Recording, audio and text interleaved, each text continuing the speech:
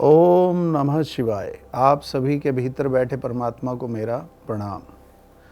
आज ही एक हमारे दर्शक का बड़ा प्यारा सवाल आया है और वो सवाल इतना अच्छा है कि आज ही मैंने उसके बारे में बताना उचित समझा। उन्होंने ये पूछा कि क्या पूजा पाठ करवाने से हमें फल मिलेगा और मिलेगा तो किस तरीके से, किस प्रकार मिलेगा।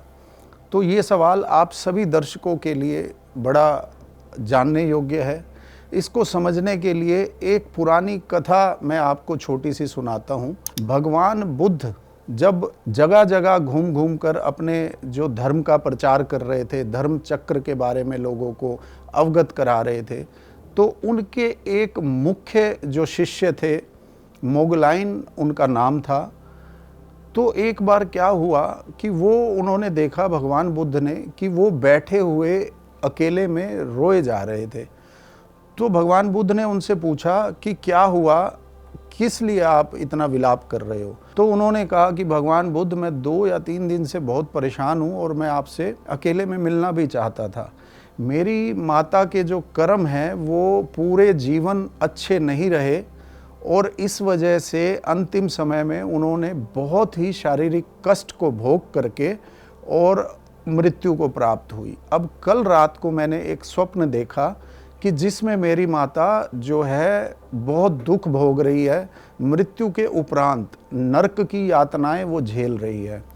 तो अब मुझे क्या करना चाहिए अपनी माता के लिए। तो यहाँ पर भगवान बुद्ध उपदेश करते हैं कि तुम अपने ध्यान का फल उन्हें अगर समर्पित कर दोगे तो उनको वो आत्मा जहाँ कहीं भी है, उनको इसका जो है तुरंत प्रभाव से आराम मिलना शुरू हो जाएगा।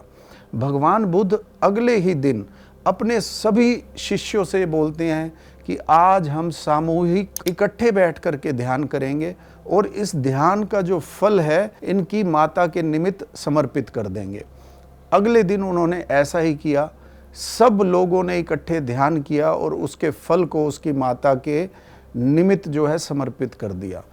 तो दोस्तों, इस कथा से हमें ये पता चलता है कि किस प्रकार अगर हम अपने नेक कर्मों का समर्पण, पूजा या पाठ का समर्पण जो है किसी के निमित्त करते हैं तो उसे निश्चित फायदा होता है। और भी ऐसे बहुत से हमारे पुराणों में, हमारे वेदों में बहुत से ऐसे दृष्टांत हैं जिसमें किसी साधु ने, किसी फकीर ने अपनी पूजा पाठ के निमित्त को, अपने पूजा पाठ के फल को दुखी लोगों में बांटा है।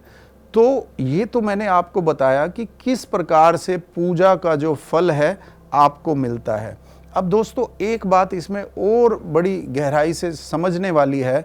आप लोग सभी स्टोन्स के बारे में जानते हैं।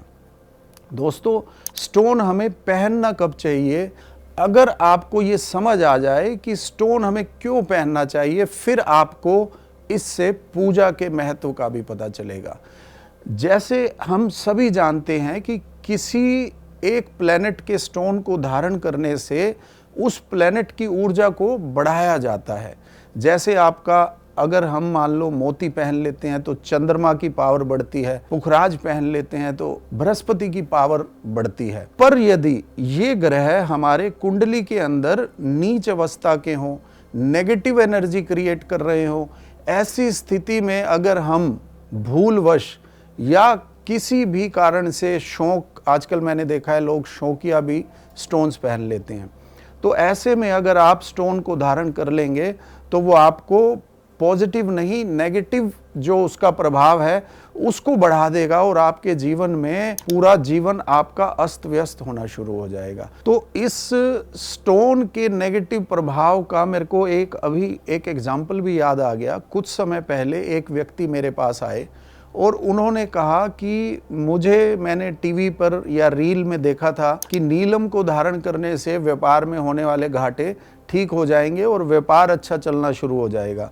उस व्यक्ति ने उस रील को सुन करके नीलम को धारण कर लिया और मात्र 3 ही महीने में पूरा का पूरा उसका बिजनेस अस्त व्यस्त हो गया। उसकी लेबर जो है बगावत कर गई, उसकी पूरी फैक्ट्री के अंदर जो है हड़ताल का माहौल हो गया। अब वो परेशान होकर के जब मेरे पास आया तो मैंने चेक किया कि उसका शनि इतनी नेगेटिव एनर्जी को कुंडली के अंदर दे रहा था, इतना नेगेटिव प्रभाव दे रहा था, उसने नीलम धारण करके उस नेगेटिव एनर्जी को बढ़ा दिया, जिसका जो फल उसने अपने जीवन में देखा। तो दोस्तों, ऐसे में नगों का प्रभाव जब आपको पता चला कि बड़ा देख करके हमें पहनना चाहिए, जब नग नहीं धारण करने हो, ऐसे में पूजा काम आती है। क्यों? क्योंकि पूजा की एनर्जी ऐसी है, वो चाहे आपका ग्रह पॉजिटिव है या नेगेटिव है, वो उसको हर स्थिति में बैलेंस करती है। और वो ग्रह से ये प्रार्थना की जाती है, उस ग्रह की जो भी उसके भोग होते हैं, जो भी उसकी बलि होती है, बलि से मेरा मतलब ये है कि जिस प्रकार ग्रहों के कुछ फेवरेट फूड होते हैं, तो उन्हीं को मैं यहाँ पर बलि का जो है रूप, बलि का नाम दे रहा हूँ। तो ग्रहों को उनकी बलि से तृप्त करके उनसे आशीर्वाद लिया जाता है, तो वो कुंडली में अपना अच्छा प्रभाव देना शुरू करते हैं और हमारे जीवन में इसका हमें लाभ दिखाई देता है।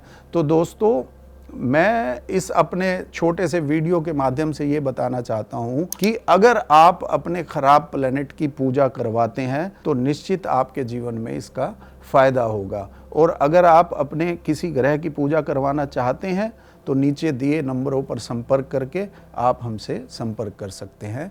धन्यवाद। ओम नमः शिवाय।